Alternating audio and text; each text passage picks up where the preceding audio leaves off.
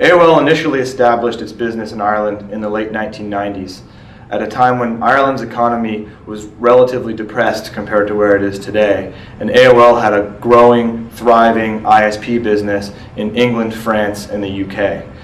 AOL initially focused its activities in Ireland on what we call low value add activities, particularly software localization for those European markets and call center activities for the subscription businesses in Europe. Interesting to note, however, that AOL never in this period or since has had a consumer-facing business in Ireland.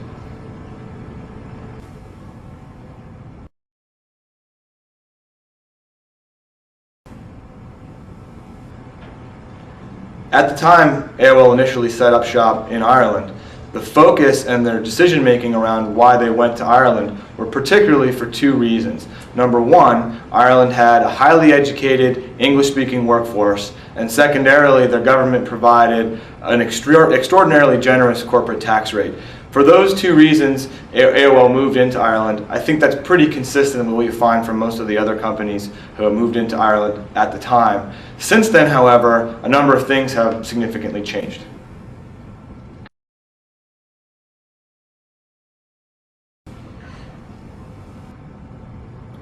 Over the years, since AOL initially set up in Ireland, the two things that changed at the same time were Ireland's economy changed dramatically.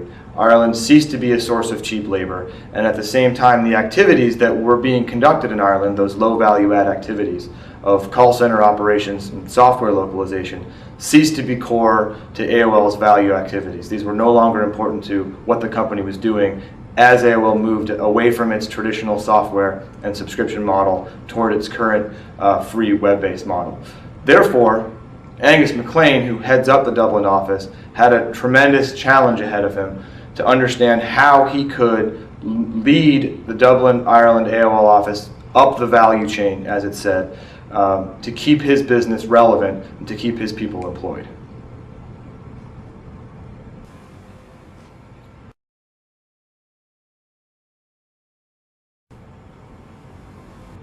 Over the last several years, the Dublin call center activities were ceased completely.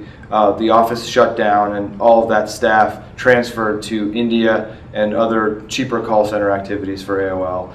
The software localization business was outsourced to Eastern Europe, and through this, Angus led a transition in his workforce into AOL search technologies. They became a center of knowledge in our partnership with Google, finance technologies, personalization technologies, where AOL actually now has a tremendous amount of new IP, and other technical innovations in web development for AOL, making the Dublin Center a core competency in web development and engineering rather than a cost-centric, low-value activity center for AOL, which allowed his office to remain relevant. And as AOL's business model changed dramatically, as the Irish economy changed dramatically, creating more challenges for many companies started in Ireland through foreign direct investment for cost-related reasons. Through all of that, AOL Ireland's office has grown. There are more employees in the Dublin office now than there were before, more highly compensated and contributing much more directly to AOL's business. I think it's an interesting thing to look at in the context of the Intel visit to Ireland, which is another company started in Ireland, another multinational for the exact same reasons that AOL set up there, who's now about to go through the same challenges as Intel's core business model faces challenges and Ireland's economy continues to grow. We'll be curious to see if Intel's Dublin establishment can be as successful as AOL's was.